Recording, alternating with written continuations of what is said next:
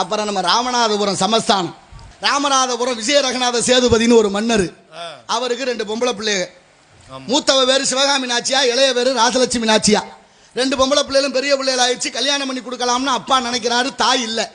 அவரோட தங்கச்சி மையன் தண்டபாணி தேவர், அவர் பருவ நிலையோட இருக்கிறாரு. அவருக்கு கல்யாணம் பண்ணி கொடுக்கலாம்னு இளைய மக ராசலட்சுமியை கூப்பிட்டு கேட்கிறாரு, அம்மா மாமாவுக்கு உன்னை கல்யாணம் பண்ணி கொடுக்கலாம்னு ஏன் நினைக்கிறேன், உன் விருப்பம் என்னன்னு கேட்கிறார். அந்த பொண்ணு சொன்னா, இளையவ நான் கல்யாணம் பண்ணிக்கிறத விட அக்கா தான் மாமாவை ரொம்ப நேசிக்கிறா, அதனால அக்கா சிவகாமியை கட்டி கொடுங்கப்பான்னு மக சொல்லியாச்சு. இப்போ அப்பாவுக்கு ரொம்ப சந்தோஷம், ஒன்றும் பிரச்சனை இல்லைம்மா, அக்காவையும் உன்னையும் சேர்த்து ஒரே மாப்பிள்ளை கட்டிடுவோம்னு தண்டபாணி தேவரான தங்கச்சி மகனுக்கு அக்காமையும் தங்கச்சியும் கட்டி வைத்து விட்டார் விஜய ரகுநாத சேதுபதி. இப்போ கல்யாணம் பண்ணி குடும்பம் எங்கே இருக்கு? ராமேஸ்வரத்தில்.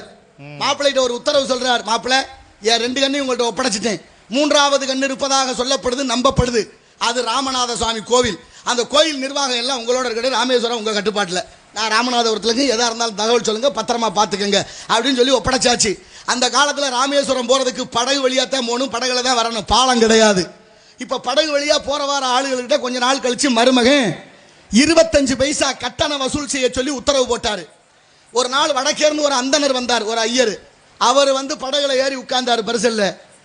படகு ஓட்டுறவங்க 25 பைசா காசு கேட்க, அவர் காசு இல்லைன்னாரு. கீழே இறங்கியான்னு இறக்கி விட்டுட்டாங்க. 25 பைசா காசு இல்லாதனால கூட்டிகிட்டு போக முடியாதுட்டாங்க.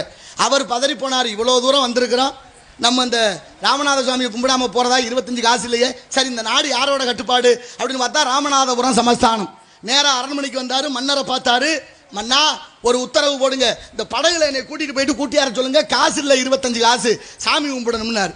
இப்போ தான் மன்னருக்கு ஒரு சந்தேகம் வருது, என்ன காரணம், என்னையா சொல்கிறார் அவர்னு மற்றவங்களை கேட்க காவலர்கள் சொன்னார்கள், உங்கள் மாப்பிள்ளை படகுல போகிறதுக்கு 25 பைசா கட்டணம் வசூல் பண்ணுறாருன்னு சொல்ல. கோபம் அவருக்கு வந்துருச்சு. ஏன் இவ்வளவு நாளாக எனக்கு சொல்லலைன்னு கேட்குறாரு. அதுக்கு சொன்ன வார்த்தை என்ன தெரியுமா, மாமே மருமைய விஷயம் இதில் என்னத்தை நாங்கள் தலையிட்டோம், அதனால தான் சொல்லலைன்னு. இந்த நாடே குட்டிச்சவரா போனது அதான் காரணம். மாமே மருமையன் சொந்தம் பந்தம் சாதி இதையே சொல்லி ஒன்றும் உருப்படலை, எல்லாம் வீணா போச்சு. ஆனால் அவர் 2 மகளை கட்டி கொடுத்து மக வாழ்க்கை போனாலும் பரவாயில்லைன்னு உடனடியாக மாப்பிள்ளை தண்டபாணியை கைது பண்ண சொல்லி உத்தரவு. குற்றவாளி கூண்டுல மருமையன், நீதிபதியாக மாமனார். தகவல் அக்காவுக்கும் தங்கச்சிக்கும் பறக்குது. அக்காவும் தங்கச்சியும் மாப்பிள்ளை முருச முகத்தை ஒரு நாள் பார்த்துடலாம், ஏதோ தப்பு பண்ணிட்டேன், நம்ம அப்பா தண்டனை கொடுக்க போறாரு, போய் முகத்தையாவது பார்த்துருவோமேனு பல்லாக்கில் புறப்பட்டாங்க ராமேஸ்வரத்திலிருந்து ராமநாதபுரத்துக்கு. ராமநாதபுரத்துக்கு வந்துகிட்டே இருக்கா, இங்க விசாரணை தொடங்குது. உன் மீது குற்றம் சுமத்தப்பட்டிருக்கிறது, யாத்திரியர்கள்கிட்ட 25 பைசா கட்டணம் வசூல் பண்ணதாக. என்னையா சொல்ற, ஒத்துக்கிறியான்னு கேட்கிறாரு மாமனார். அந்த காலத்தில் எவ்வளவு நேர்மையா இருந்திருக்காங்க பாருங்க. இப்பன்னா என்ன வேணாலும் சொல்லுவேன், அவர் படக்குன்னு ஆமான்னார், மறுப்பே சொல்லலை. ஆமா 25 பைசா கட்டணம் வசூல் பண்ண சொன்னேன்னார். இப்போவெல்லாம் காலையில் பேசிவிட்டு சாயந்தரம் இல்லைங்கிறேன், நான் பேசலை வேற ஆள் பேசினாங்கிறேன், அப்புறம் இல்லைன்னா கூட உதவிக்கு வச்சிருந்தேன், ஏதோ பண்ணிவிட்டான்னு இப்படி தப்பிக்கிறேன் நாட்டில். ஆனால் அவர் மறுப்பே சொல்லலை, நான் தான் செஞ்சேன். சரி சொல்லியாச்சு. அதுக்கப்புறம் வாய்தா வாங்கினாங்களா? இல்லை. அடுத்தபடியாக தீர்ப்பு சொல்றாரு, நீ செய்தது தேச துரோகமாக இருந்தால் உன்னை நாடு கடத்தி மன்னிச்சிருப்பேன், நீ செய்தது தெய்வ துரோகம் இல்லை, ஆனால் தெய்வத்துக்கே ஒரு துரோகம் பண்ணிட்ட, உனக்கு மன்னிப்பு கிடையாது, மரண தண்டனைன்னு. நினச்சி பாருங்க, ஒத்த பிள்ளைய கல்யாணம் பண்ணி கொடுத்துட்டு பொழுது விடிஞ்சா பொழுது பட்டா வயிற்றில் நெருப்ப கட்டிக்கிட்டு இருக்கான், குடியார பையில கட்டி கொடுத்துட்டுமே என்ன பண்றானா ஏது பண்றானு. ஆனா அவரு 2 மகள்களை தங்கச்சி மையனை கட்டிவிட்டு தங்கச்சி மையனும் பார்க்கல, மகள்களுக்கு கணவனும் பார்க்கல. ஒரு தவறு செய்ததுக்காக தண்டனை, மரண தண்டனை.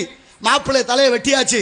தகவல் அக்காவுக்கு போகுது சிவகாமிக்கு, புருஷன் இறந்துட்டாருன்னு தெரிஞ்ச அடுத்த வினாடியே அங்கனே பல்லக்க விட்டு இறங்கி தீமூட்டி உயிர் விட்டால் அந்த இடம் தான் ராமேஸ்வரத்தில் அக்கா மடம். அடுத்து தங்கச்சிக்கு தகவல் போகுது, அவளும் பல்லக்க விட்டு இறங்கி தீமூட்டி உயிர் விட்டால் அந்த இடம் தான் தங்கச்சி மடம். அக்காவும் தங்கச்சியும் உயிர் விட்ட இடம் தான் ராமேஸ்வரத்தில் அக்கா மடம் தங்கச்சி மடம். அதுக்கப்புறம் அவங்க அப்பா மடம் கட்டி சோறு போட்டார். இதில் என்ன ஆச்சரியம் தெரியுமா, புருஷன் இல்லைன்னா வாழ முடியாத சூழல் அந்த காலம் இருந்துச்சு, அதனால 2 பேரும் உயிர் தியாகம் பண்ணாங்க. அது ஆச்சரியம் இல்லை. மக வாழ்க்கைகள் போனாலும் பரவாயில்லை, இந்த நாட்டோட நீதியும் நேர்மையும் நியாயமும் கட்டுப்பட வேண்டும், சரியாக காப்பாற்றப்பட வேண்டும் என்று மருமகனுக்கே தீர்ப்பு வழங்கிய விஜய ரகுநாத சேதுபதியினுடைய அந்த தர்மத்தையும் நேர்மத்தையும் என்னவென்று சொல்வது? தட்டலாம்ல, யோசிக்கலாம்ல. அப்பேற்பட்ட மன்னர் வாழ்ந்த பூமி எவ்வளவு பசுமையா இருந்தது. பசுமையா இருந்த இந்த மாவட்டத்தை வறுமையா ஆக்கினவன் பல பேர், அதை பத்தி சிந்திக்க ஆள் இல்லை. நான் நிறைய உண்மையே பேசுறேன், நிறைய எனக்கு எதிரிகள் தான் ஓடிக்கொண்டே இருக்கிறது. இருக்கட்டும், நல்லது தானே.